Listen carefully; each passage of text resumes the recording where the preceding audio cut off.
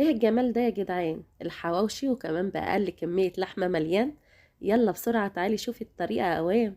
هنعمل الحواوشي زي المحلات تمام. نصلي على الرسول ونقول بسم الله. ايه رأيكم في الجمال؟ يا سلام. بص يا ست الكل انت وهي. انا هعرفكم النهارده بقى كل حاجه في الفيديو ده عن الحواوشي. التسويه المظبوطه، ازاي تضاعفي كميه اللحمه، ازاي اولادك كده يحسوا ان الرغيف مليان لحمه كده وحلو زي بتاع بره، ازاي اللحمه فيه بتبقى متماسكه من جواه. كل ده هعرفهولك في الفيديو. بس انت لسه ما شجعتنيش بلايك واشتراك، انا كده هزعل بقى. ما تنسونيش يا جماعه بلايك واشتراك في القناه عشان الفيديو يوصل لغيركم. نبدأ بقى على المقادير. معايا هنا بقى كيلو ونص من اللحمة، حاطة عليها ربع كيلو من لية الخروف. يعني انا حاطة على الكيلو ونص دول ربع كيلو من لية الخروف، او الدوش اللي هو من عند الجزار عادي، يقولوا له حط لي نسبة كده من الدوش على مثلا كيلو اللحمة اللي هتجيبيه. تمام. عايزة تعملي الكمية طبعا بكيلو لحمة انت حرة، يعني انا بحب بس اكتر شوية.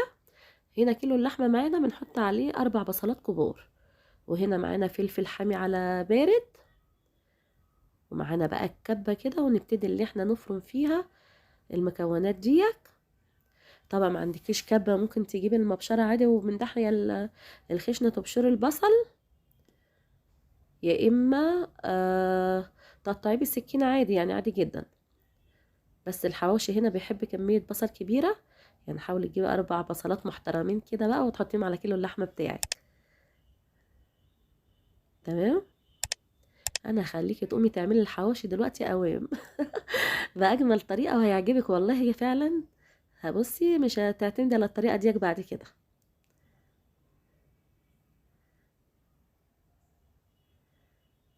هنا بقى قطعنا الفلفل كده والبصل بالشكل ده. ابتدي اللي انا انعمهم بقى في الكبة.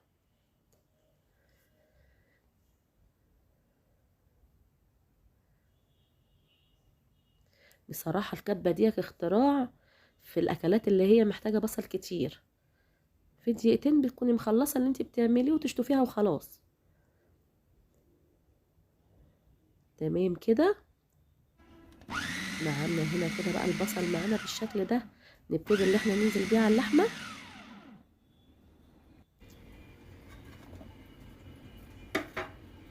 نفرم الكمية التانية ديت بقى اللي فاضلة. تمام كده. نبتدي بقى نقول التوابل والحاجات الجميلة بتاعتنا اللي هتخلي الريحة بتاعت الحواوشي كده راحة لآخر الشارع. معانا هنا كيلو اللحمة بنحط عليه معلقة كبيرة من الملح. انا طبعا هنا الكمية اكتر فانا حاطة ملح اكتر. ومعانا هنا بقى فلفل وكمون. ودي بهارات حواوشي بتجيبيها من عند العلاف. عايزة تجيبيها سايبة هاتيها، عايزة تجيبيها الاكياس اللي هي الجاهزة دي تجيبيها. بس اهم حاجة بتديكي طعم جميل قوي. هنا بقى الحاجة اللي بتخلي اللحمة متماسكة جوه رغيف الحواوشي هي النشا. النشا الدقيق البقسماط الناعم اللي عندك حطيه، حطي 3 معالق منهم. هتعمل على تماسك اللحمة جوه رغيف الحواوشي كده، وهتديكي نتيجة جميلة. طبعا عايز تستغنى عن الخطوة ديت براحتك، بس انا بحب اعمل الخطوة ديت جدا. وهنا المكون الجبار، المعلقة الجبارة دي بقى هي اللي هتضاعف معاكي كمية اللحمة، اللي هو البيكنج باودر. معلقة كبيرة من البيكنج باودر على كيلو اللحمة برضو. تمام. نيجي نقلب بقى معلقة ايه وبتاع ايه، احنا ايدينا شغالة. ايوه كده بقى، ندعك بقى بايدينا كده حوالي 5 دقايق كده. متستخسريش صحتك فيها. هنا دعكناها بقى كلها، دخلنا مكوناتنا كلها ببعضها كده، وبقت بالشكل ده. اعذروني يا جماعة صوتي تعبان شوية كمني لسه طالعة من دور عيا. هنا بقى انا بروح اليوم بتاع الحواوشي ده الفرن، واقول لهم انا عايزه عيش حواوشي. عيش الحواوشي بيديهولك يعني تخين شويه كده، بحيث ان هو مع حته اللحمه اللي هتحطيها تحس ان الرغيف كبير. فاهماني؟ تحس ان هو ايه، مدي سمك كده معاكي. فهنا كده بقى هنحط اللحمه بقى جوه العيش كده. تمام كده.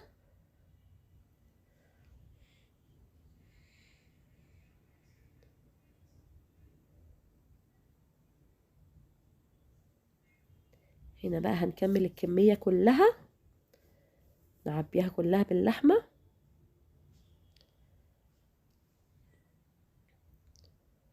لسه طبعا الفيديو ما خلصش، لسه هعرفك ازاي تسوي الحواوشي بالطريقة الصح.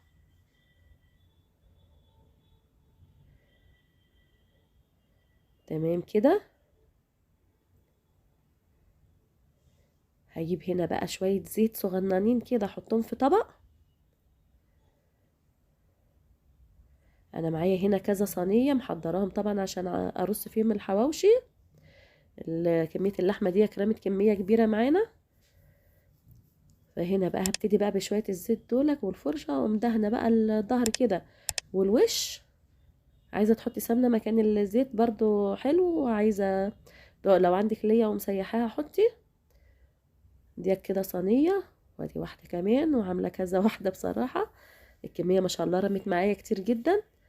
التسوية هنا بقى بتحطي الصاجة على الشبكة، بتحطيها يعني قريبة خالص من النار من تحت.